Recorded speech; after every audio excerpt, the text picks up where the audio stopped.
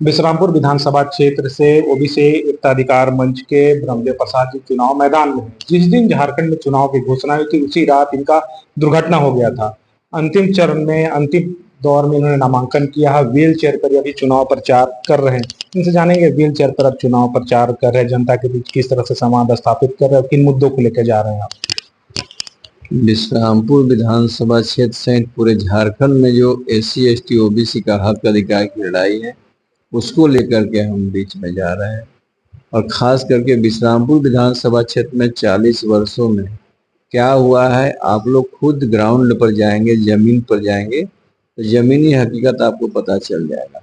यहाँ के लोगों ने जिस तरह से 40 वर्षों में लूट करके अपना साम्राज्य स्थापित किया है, उस साम्राज्य को खात्मा करने के लिए यहाँ के लोग मन बना चुके हैं। और निश्चित रूप से आपको सबसे बड़ा तो शर्म की बात है कि विश्रामपुर विधानसभा क्षेत्र में आज तक एक डिग्री कॉलेज सरकारी नहीं होगा। यहाँ अगर हमारा सामुदायिक भवन रहता तो उसमें यहाँ के लोग जो शादी ब्याह करने के लिए डाल्टनगंज जाते हैं, रांची जाते हैं, वो यहाँ शादी ब्याह करते या बड़े फंक्शन करते या लोगों को रुकने का व्यवस्था रहता।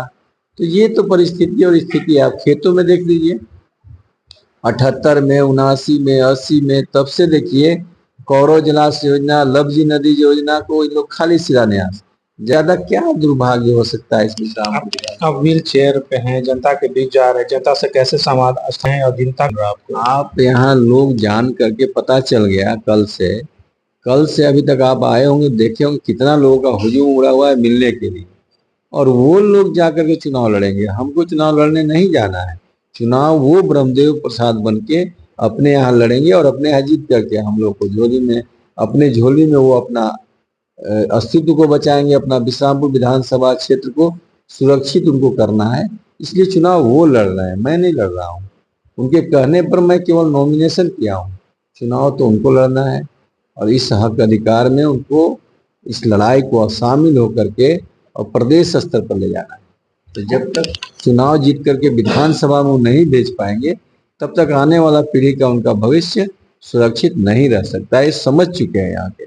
कोविड-19 काल में जो प्रवासी मजदूर का आंकड़ा था पलामू में 53,000, गढ़वा में, तो इसका एक बड़ा आंकड़ा विश्रामपुर पलायन एक कितना बड़ा मुद्दा रह गया। पलायन सबसे बड़ा मुद्दा इसलिए है कि यहाँ के लोग को शिक्षा मिला ही नहीं। यहाँ के लोगों को शिक्षा से वंचित किया गया ताकि लोग पढ़ लिख जाएंगे, समझदार हो जाएंगे तो बदलाव कर देंगे, हमारे चंगुल में नहीं आएंगे, चंद पैसों में, चंद रुपयों में हमारी बातों को नहीं सुनेंगे। इसलिए यहाँ के लोगों को वंचित करके पीछे धकेला गया है 78 वर्षों से। इसलिए यहाँ से पलायन की संख्या ज्यादा है, क्योंकि वो पीछे है, उनको शिक्षा के क्षेत्र में आगे नहीं आने दिया गया, जागरूक नहीं हुए, वो शिक्षा ग्रहण नहीं कर पाए, इसलिए वो आंकड़ा उनका ज्यादा है विश्रामपुर विधानसभा क्षेत्र का। तो हमने पहले बता दिया आपको, यहाँ पर शिक्षा का सरकारीकरण बहुत ज्यादा जरूरी है ताकि वो मजदूरी वहाँ कर रहे हैं, उनके बच्चे पैसे के अभाव के बिना उनके कॉलेज में, वर्तमान विधायक कॉलेज में नहीं पढ़ सकते हैं। इसलिए उनको सरकारीकरण हो जाएगा तो उनके बच्चे भी उस कॉलेज में पढ़ेंगे, डॉक्टर, इंजीनियर, कलेक्टर, बैरिस्टर बनेंगे। ये ज्यादा जरूरी है। अंत में विश्रामपुर विधानसभा क्षेत्र जनता से क्या अपील कीजिएगा। मैं उनसे यही अपील करता हूं कि जो कोढ़ लगा हुआ है जो होगा और सभी प्रखंड मुख्यालय में डिग्री कॉलेज सरकारी होगा, तब हमारा क्षेत्र का विकास हो पाएगा।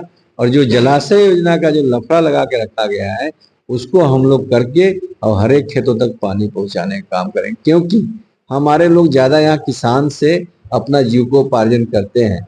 चाहे उनका बेटी का शादी हो, चाहे बच्चों का फीस हो, चाहे पढ़ाई का खर्चा हो, चाहे दवाई का खर्चा हो, वो यहाँ कोई ना उद्योग है ना धंधा है, उसी से उनका जीविकोपार्जन होता है। और अधिकतर लोग यहाँ कृषि पर निर्भर हैं और कृषि के लिए कोई भी खेत को पानी समुचित कहीं भी विश्रामपुर विधानसभा क्षेत्र में नहीं मिल पाता है। जबकि बगल से विश्रामपुर विधानसभा क्षेत्र के इधर भी और उधर भी दोनों तरफ के बीच से हमारा पानी का स्रोत दिन रात बह रहा है, लेकिन इसके तरफ यहाँ के प्रतिनिधियों को एक शब्द भी, थोड़ा सा भी आंख में शर्म नहीं आया कि हमारे जो किसान हमें वोट दे करके विधानसभा भेजते हैं उनके लिए हम खेतों तक पानी की व्यवस्था करें।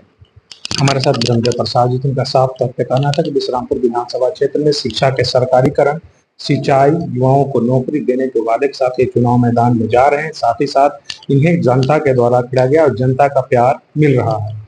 नीरज कुमार, ईटी भारत, पलामू।